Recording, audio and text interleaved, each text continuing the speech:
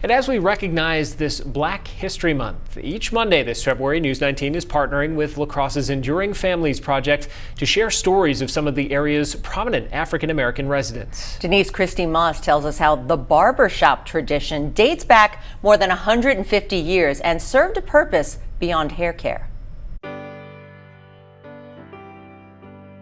Another important group of residents that lived in La Crosse were the Barbers of La Crosse. The first is Zachariah Lewis Moss.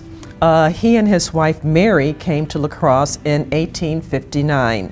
His first barber shop was named the Thompson and Moss Barber Shop, and this was located on 2nd and Pearl Street.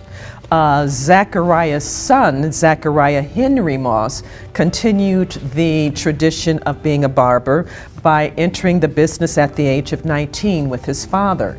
And their shop was called the Moss and Son Barber Shop, located at 610 North 3rd Street.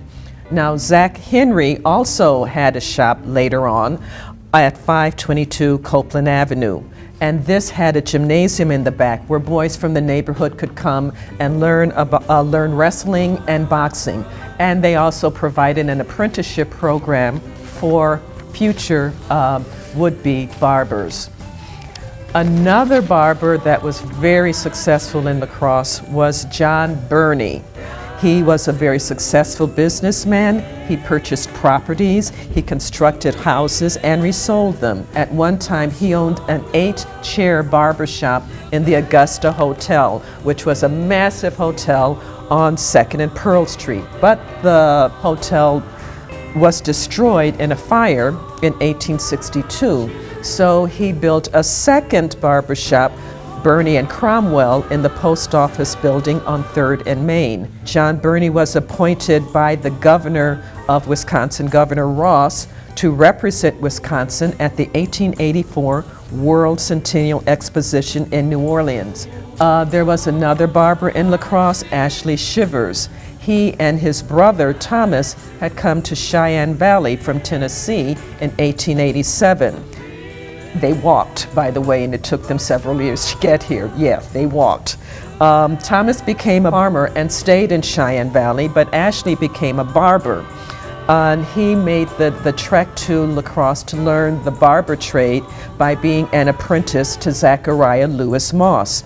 So when his apprenticeship was finished in 1893, he and his wife Ellen moved to La Crosse from Cheyenne Valley permanently. And they also used their home not only for a barbershop, but also to house out-of-state visitors, because people of color who came to La Crosse to visit were not welcomed in the hotels. So the Shivers and the other barbers and other Black residents often opened up their home to out-of-towners who needed a place to stay. So that was another function of their home besides being a barbershop. But eventually he moved his barbershop to 418 Mill Street in 1905. And when he did that, Ellen decided to open up her own business, which was a cafe, and she served breakfast and lunch there. Eventually the Shivers moved to Madison, where they continued their barbershop business. Ellen passed away in 38. Ashley preceded her in death by a year in 1937. And our thanks to Denise and the Enduring Families Project, as well as Rebecca Mormon-Krieger, whose research helped put together the stories and visuals using some work from the La Crosse Library's Jenny DeRocher.